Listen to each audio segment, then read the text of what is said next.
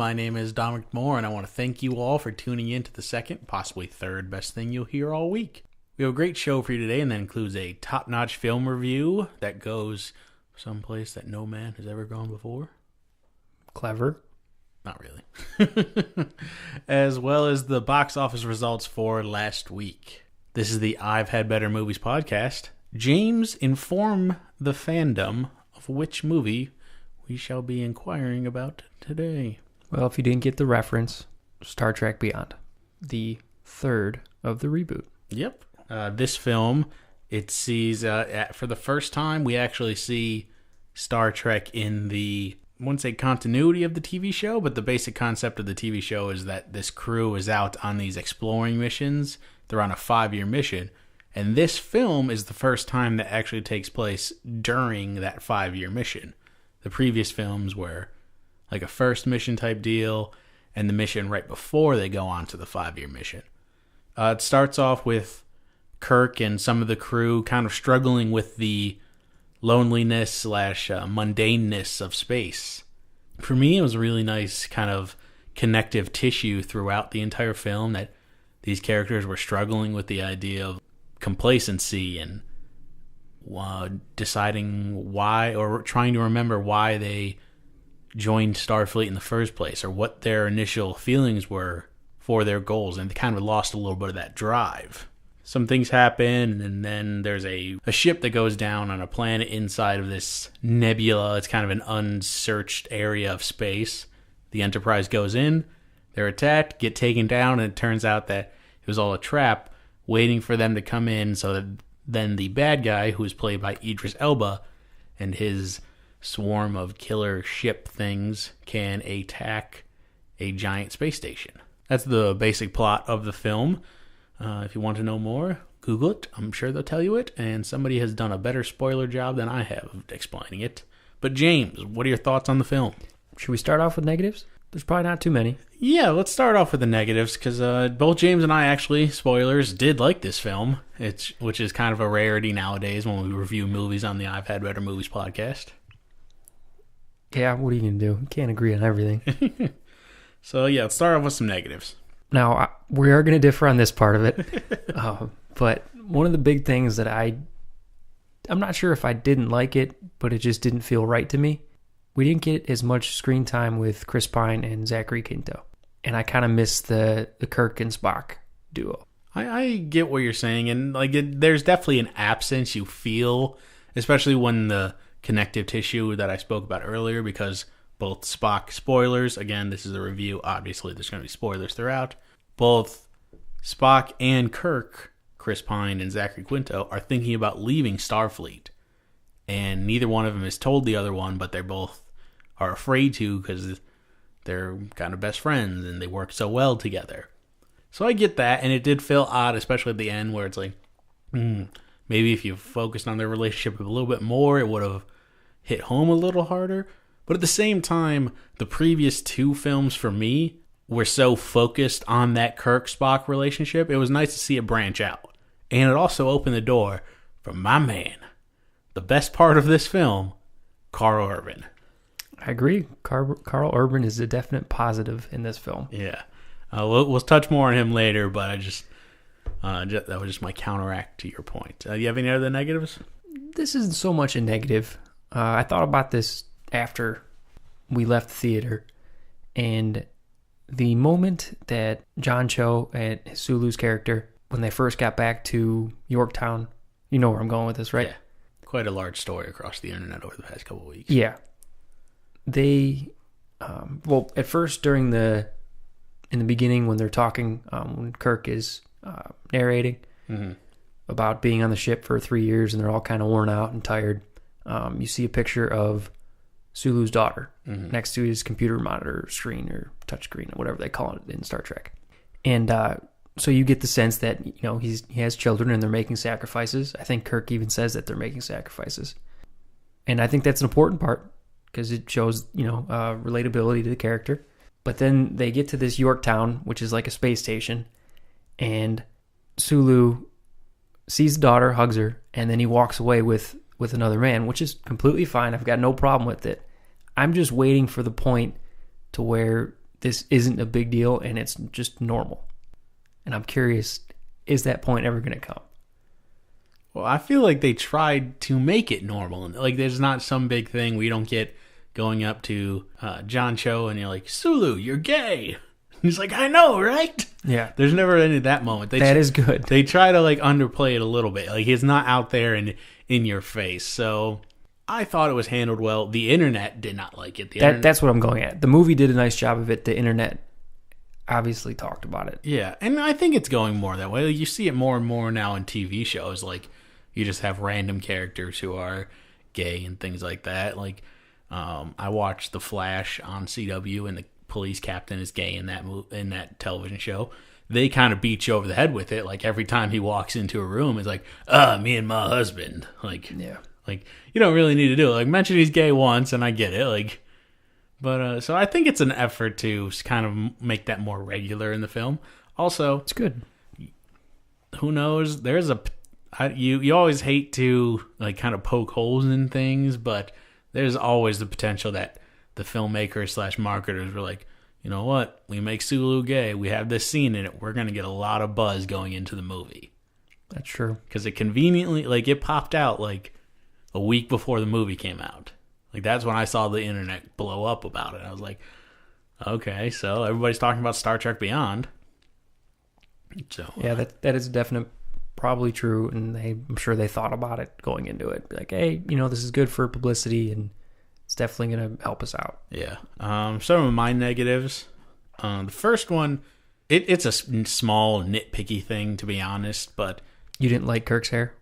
No, I actually like Kirk's hair. It felt like a throwback. Like, up in the first two movies, Kirk felt very, like, I wouldn't say non-Star Trek, but, like, he looked super modern and cool. And in this one, he's got, like, the hair about, like, kind of shaped nicely, and it feels very Shatner-y. They were showing some grays. Yeah. So I thought that was pretty cool. But no, it was super dark at certain points. Like, visually, not tone. Yes, not tone. Visually. Yeah. Like, visually. Like, I'm not talking Pulp Fiction dark. I'm talking, like, I cannot tell what I'm seeing. I just want to double check and make sure we're on the same page. No, because, like, when they do crash land on the planet and it is dark at certain points, like, because it's night, I'm assuming, like, there were moments where I'm like, I don't know what's going on right now. I can't really see. Like, you get flashes and stuff from the phasers and things like that. Yeah, but I know for sure when they went back into the Enterprise after it had crashed, that was extremely dark. Yes, and that is probably the main area I'm focusing on. If I had to guess from a practical standpoint, they're probably like, hey, if we make this scene at night, it's going to cost us like $20 million less to make all of this, because you don't have to worry as much about the CGI quality at that point because the audience can't see shit anyway. Leading off of what you said about the scene when they go back into the crashed Enterprise, early on I felt it was a little too action heavy, especially that scene. I thought I would have cut that entire scene where they go back into the Enterprise. It didn't feel necessary to me. It seems like they honestly did it just for one purpose, and the purpose didn't really even do anything. No, it had no greater effect on the entire film. So could have easily been played out some other way. My other negative, this is the last of, like, the nitpicky ones, and then I'll give my one true negative of the film. Zoe Saldana's character, Lieutenant Uhura. I love that name, by the way. Yeah, so do I. She felt very just kind of in this movie.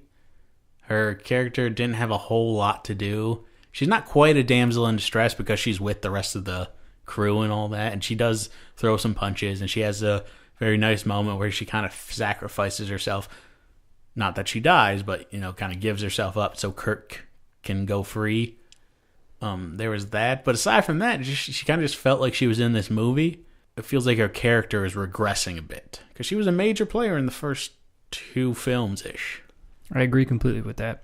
They didn't really use her at all, except for the one moment that she gave herself up. I mean, other than that, she was kind of locked up in Idris Elba's character's prison or jail or whatever you want to call it. Yeah.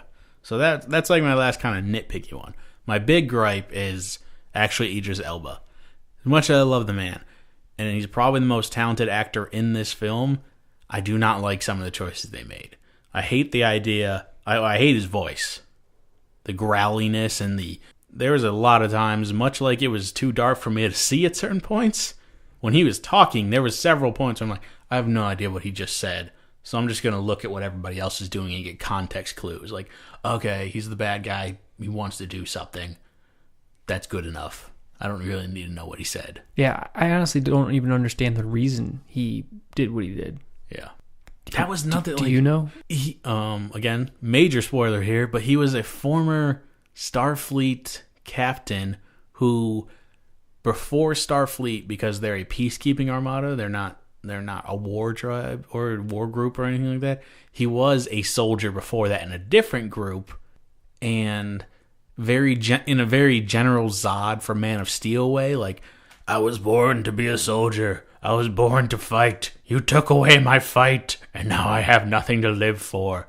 So I'm going to bring the fight back. Works really well with General Zod. Idris Elba in this movie, not so much. So his character overall, I just had issues with. He looked cool. I would have cleaned his voice up. I wanted to hear more Idris Elba and less. Because he's got a great voice, too. He does. Keeping with that point, as I mentioned, he's a former Starfleet captain. I actually hated this part. This is my biggest gripe. The fact that they turned him back into a human at the end, and he's not really an alien. He just subjected himself to some experiments so he can live a super long time. It felt like the writers / maybe producers of this movie were like, we can't have a villain that looks like that for the entire time. Nobody's going to relate to it if it's not a human fighting a human. Like, this is Star Trek. You fight aliens. All alien races are equal in this film. Your bad guy doesn't always have to be a human / humanoid. Yeah, I wonder if it was his, like, agent. Just be like, we need to see his face in this film. But I think he's a good enough actor, and he probably respects the legacy of Star Trek enough to where he'd be like, no, I get it. Like, yeah, I think he would too. Yeah. So, Star Trek 1. Granted, Eric Bana, they are aliens, but they're fairly humanoid. Like, they have human faces. The only thing is they're all bald and they have tattoos. You and they can have some tell weird it's ears. Eric Bana. Yeah. In Star Trek 2, Into Darkness, it's Benedict Cumberbatch and it's RoboCop. Peter Weller. Who's human, right? Yeah, he's just another Earthling. So, and it felt like in this movie, I was kind of looking forward to that going in. I was like, finally, bad guy who's a alien. Like, I was kind of looking forward to that. And then as soon as they turned him back human, it's like, oh, that's weird. We're not going to explain that whole, like, oh, he was just he chose to do an experiment in order to live longer. Mm-hmm. No more delving in. So that was my biggest issue. But overall, I like this film. So how about we just get into the positives now? I agree. Start off with Simon Pegg. I thought he did a pretty good job writing. Yeah, no, it was a team, but I'm sure he had a substantial part in it. Yeah, I liked some of the callbacks to, like, the original Star Trek, like in the early, when Kirk is doing his monologue, or that you mentioned earlier, when they're going through that kind of montage of where they're saying, like, the monotony of space, and at one point he says the whole thing is starting to feel very episodic. Yeah. Which is a callback because Star Trek, like, that's what the first series was. It was just their adventures in space, episode after episode. So I thought that was a nice touch. And there were a few of those throughout, like, where you honored the old, but you at the same time brought it into a new generation. So I thought Pegg, yeah, I agree. He wrote a good film. I also thought they did a nice job of letting everyone know that Leonard Nimoy passed away. Yeah, they handled that very respectfully. Mm-hmm. And it made sense to the story. They didn't just kind of force it in there. Yep. And it was a big reason for why Spock was thinking of leaving Starfleet and all that. So I enjoyed it. For me, I thought Justin Lin directed a very good film. There was only one moment of CGI that I was like, oh, that's rough. When Sophia Boutella and Chris Pine are riding that motorcycle, like, through the rocks. Oh, it was so bad. That was some of the worst CGI I've seen in a major blockbuster in a while. It was only like a 5-second clip, but I was like, whoa, that's bad. Yeah. But I thought overall, Lin directed a great film. The individual segments and everybody, nothing really felt out of place. The only thing I would have changed, like I said, I wish he would have been like, hey, Idris, I can't hear you. We're just going to remove the teeth. Yeah. What'd you think of Sophia Boutella? I thought she was great. Like, she was did so I. good that I kind of want her to be in the rest of these movies. I agree. We talked about that after the film, and I think that's a smart move for them. Yeah, she plays a alien character who is a badass. Like, and I feel like that's something Star Trek has been missing. A strong female who can kick ass. Like which is weird because you have Zoe Saldana on the payroll, who has been in kick-ass movies like Columbiana. She's in Guardians of the Galaxy. Like, I get Uhura in the original Star Trek isn't really a fighter. She's more of a lover and scientist and like smart. But Saldana can do these things. Let her be a badass a little bit. So the fact that Butella came in and she was a total badass, I thought was really cool. And her broken English / strong attitude gave some solid laughs throughout the movie. Yep. All right, and then my final positive, I'll end on this because it was my favorite part. Like I said earlier, Carl Urban was amazing in this film as Dr. Bones McCoy. Every line he delivered was either had me rolling on the floor laughing or had me like kind of thinking back. Like, he's got great scenes with everybody in this movie. He's got great emotional scenes with Chris Pine. He's got hilarious scenes with Zachary Quinto. His back and forth between Spock and McCoy was perfect. It was wonderful. The dryness of both of them / like a little bit of sarcasm, and then Carl Urban's got more of the sarcasm, obviously, because Spock has none. Yeah. He had a couple of great scenes with Simon Pegg and everybody in this movie. Like, every scene that he's in is amplified by 10. Mm-hmm. So I loved it. At least that part of it. I agree. All right, so let's go on to our rating system if you don't have anything else to add. Nope. All right. On a scale of 1 to Good Will Hunting, the only scale that matters, how many apples did you give this film? I'm going to give it a 7. 7 out of 10 apples. 7 out of 10. Why do you refuse to say apples? Why do you hurt me in this way? I was going to say apples. I was pausing. Chipotle's coming back up. 7 out of 10 apples because I thought it kept my interest long enough. And then I really enjoyed the characters. Yeah, I think some positive steps were definitely taken in this film. A significant improvement over the last film, which I really did not enjoy Into Darkness. There's a lot of people who did, but I just was not one of them. And then for me, I'm a little bit better than you. Almost 2/3 of an apple better than you. I'm going to go 7. Now, would that be like just a smaller apple or like a half-eaten apple? We're going to go half-eaten. Half-eaten. Yeah. Well, 2/3 eaten, I should say. Pretty close. The math doesn't quite add up, but, we're close. All right. 6/10, 3/4. Oh, it's 3/4. Wow. Could not do that math. No, it's not 3/4. 3/8. 3/32. 3/5. Boom. There we go. Oh, that was rough. Sorry, every math teacher I've ever had. 3/5 of an apple better, which is 7.6 out of 10. Yes. All right. I really enjoyed myself. I don't think it's as good as the first reboot. I would probably give that movie between 8 and 8.5. I really enjoyed that movie, if not more, to be honest. Very, very high rewatchability. Yeah. Oh, I just watched it the other night. I could watch it again tonight. Yep. If Elbow was a little better, it'd probably be a little higher on my list. But I thought Chris Pine was great. I thought Zachary Quinto was arguably the best Spock I've seen of him so far. I just liked what he brought. And Carl Urban just was over the top. And so Sofia Boutella is quickly becoming the most franchisable actress in Hollywood. She was in Kingsman. She's going to be in the Mummy remake. She's in this. She is a hard worker. Turning into The Rock. Maybe. The female Rock. She also apparently was Madonna's backup dancer at one point. Yeah. Found that out today with a quick Google search. That's impressive. Yeah. She can do it all. Yeah. All right. So what did you guys think of the film? Did you like it? Did you not like it? Where do you place it on the Star Trek Mount Rushmore? Is it even on the hill, or is it just kind of looking off in the distance? Let us know in the comment section below, or you can send us an email to what? IHBpodcast@gmail.com. That's the one. Or hit us up on Twitter @IHBpodcast. Next up, we have the Box Office Battle, a competition for bragging rights between friends who want nothing more than to prove they know more than the other guy. And who buys the first round of drinks. I think we actually are even on that now. Yeah, pretty close. It's good. Actually live up to our word. How the game works is each week, my co-host and I will predict the top 5 films at the box office. Whoever gets the closest to the correct order wins the point for the week. The results for last weekend's box office are, debuting in first place was the third installment of the rebooted franchise Star Trek Beyond, which Jamie and I just reviewed, earning $59.3 million, a solid but not completely where you would expect debut, falling significantly behind the previous 2 installments. In second place was The Secret Life of Pets, earning $29.6 in its third week.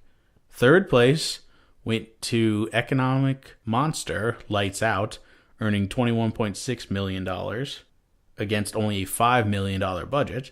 No crap, really? Yeah. 5? Whew. The fourth spot, which was a surprise to everyone, was Ice Age Collision Course, earning only $21.4 million, and rounding out the top 5 was Sony's Ghostbusters, dropping off 54.3% from last week, earning $21 million.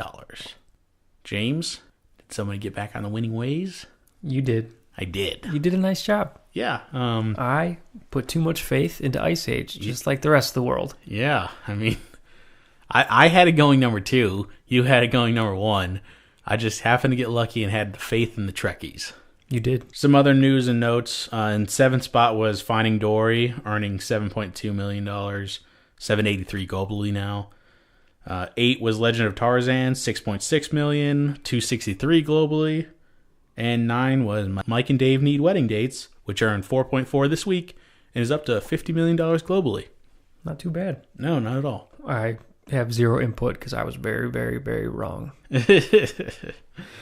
Star Trek, like I said, both of the previous films got over $70 million, so you have to be a little disappointed. But again, 59 is not horrible, and especially with how this box office summer is going, it's respectable. I think with it being the third in the franchise, makes sense that it wasn't as good as the first 2. I think people have gotten very tired and bored of sequels. Yeah, this year there's just so many sequels that you expected a little bit of a drop. And also, like I said earlier, a lot of people didn't like Into Darkness, so that turned some people off. Like, I had no interest really in seeing the film until I heard some of the reviews for it from the people I trust, and they said they liked it. But a lot of people don't really do that. But you guys all do because you listen to us. Budget was, depending on who you listen to, between $144 million and $185 million, which kind of a large gap. It really is. Some of that is like for tax breaks and stuff like that for where they filmed, so it's probably close to the 185 number. 59 on that is okay. They're gonna need a significant number next week. Like, they cannot drop off more than 48% if they want to make money on this movie. Yep. Also, international will always be important, which you assume they will for sure. Yeah, you would think so. Secret Life of Pets dropped off 41%, up to $328 million globally, so that's pretty solid. Little behind, you would think, for some animated films, but it's doing really well domestically. Lights Out, like we said, $5 million budget, nearly quadrupled its budget in its opening weekend. That's awesome. And there wasn't a whole lot of marketing behind this movie. There was some, so I doubt they spent more than 30, which means they are pretty, like, next week they're going to have their entire budget back, which is insane. Did we ever find out what song was in the trailer for Lights Out? We did not. Our listeners didn't help us out. No. They did not reach out. No. We can't Thanks, Mom. Ice Age. Lowest opening weekend for any Ice Age ever. Every other one earned at least $40 million, so this one was less than half of that in its opening weekend. But on the positive side, the movie has already made almost $200 million worldwide on a $105 million budget, so they've made their money back. It's embarrassing. It really is. Ghostbusters rounding out the top 5. Not as massive a drop as I was expecting. I was thinking it like around 60% drop off. So better than that. Yeah. Anytime you're better than 60, it's good. Yeah, it did over 20 million in its second week, so that's solid.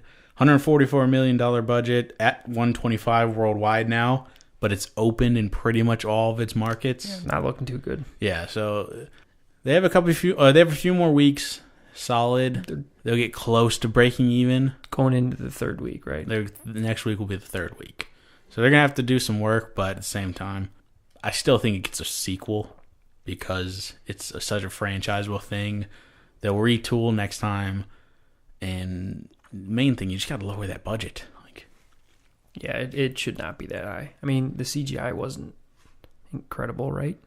I thought the CGI was pretty good. I thought that, the 3D was great. CGI was good. I wouldn't say, at any point I was like, oh, look how real that is. So that was the top 5 for last week. How about now we go into our predictions for next week? I will start. That's what I was hoping for. Alrighty. Alrighty then. I knew where you were going. I just wanted to hear it one more time.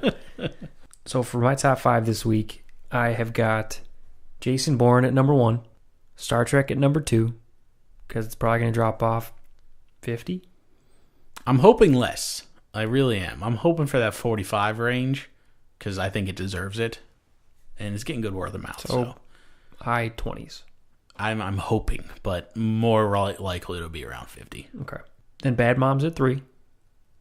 Yeah. Because I think they can easily make 20. I think they'll do sort of what Mike and Dave did. Yeah, they're definitely going to get the female viewer in. They're going to get a decent amount of guys because, I like Mila Kunis. I love it. Well, 2 of the 3 moms in this film. You don't like Catherine Hahn? No, I love Catherine Hahn. Oh, you do? Yeah, I'm not a huge... Who should I talk to? I think Adam said he doesn't like her. Yeah. Cleveland's own, Catherine Hahn. Is she really in Cleveland? Yeah. Even more, because I think she's hilarious. So do I. She was awesome in Step Brothers. Yeah, she was. She's great in she was in Parks and Rec. Mm-hmm. Every time she's on the screen, I'm dying laughing. Mm-hmm. So I agree. So Bad Moms at 3. Secret Life of Pets, because I think it can still get 15. Yeah. And then possibly going with a bit of a gamble here, but Lights Out at 5, because I think it can still get at least 10 million. Yeah, that one's going to be a coin toss, and when I get to my 5, I'll explain. But my top 5 is number 1, Jason Bourne. Actually, our first 4 are the same. I have Jason Bourne, Star Trek, Bad Moms, and Secret Life of Pets. All the same reasons you said. They were eloquently stated, and I commend you for your choices. Thank you. 5th spot is where we differ. And essentially, it came down to a coin toss. Because I kind of want to be wrong because I want Lights Out to do really well. I think that movie deserves it with how well it was marketed, all the great word of mouth behind it. But these movies generally make their money opening weekend, and then they have a 60% drop off in week 2. They taper off. Yeah, all horror movies do that because horror fans go out that first week. If you wanted to see this movie, you went out and saw it. And maybe they'll convince 5% of the audience to be okay, these people liked it, go see it. For the most part, if you're a horror fan, you go see the horror movies, no matter if they're awful or great. So I get your choice at number 5. But I'm thinking maybe it'll drop off 60%, and it only beat Ghostbusters by $600,000. So I'm going Ghostbusters at number 5. Oddly enough, Battle of the 5th spot. And Undead Spirits. Very oddly enough. All right, let us know what your guys' top 5 is. You can hit us up on Twitter, on Facebook, and send us an email or shoot us a letter. James will give his address out at the end of the show. Just wait momentarily. Yes. And that end of the show is right now. Just wait till the other end of the show and I'll give it out. I want to thank all of you guys for tuning in today. If you enjoyed this show, please like this episode and subscribe to the I've Had Better Podcast Network. Also, you can follow us on Twitter at IHB Podcast or on Facebook at the I've Had Better Podcast page. James, tell the people where they can find you. You can follow me on Twitter at @the_Kaiser_Soze. Or on Facebook as Jimmy Langos. Don't forget to check out the website, www.ihbpodcast.com. And please subscribe to our iTunes thing. Very technical. I still don't know what it's called. Subscribe to our iTunes And you can find that by searching IHB Podcast, IHB Movies. What is the third one? I don't know. Even our names. That works too. Yeah, that one. So there's 3. Don't say shit. Next, moving on. Well, that was very eloquent. Thank you. I am Dominic Demore. You can follow me on Twitter at Dom Demore. That's DOMDEMORE. Or on Facebook as Dominic Demore. James, how was your show today? I've had better. I disagree. I thought it was out of this world. Agree to disagree. Yeah, I'm probably wrong. Good night.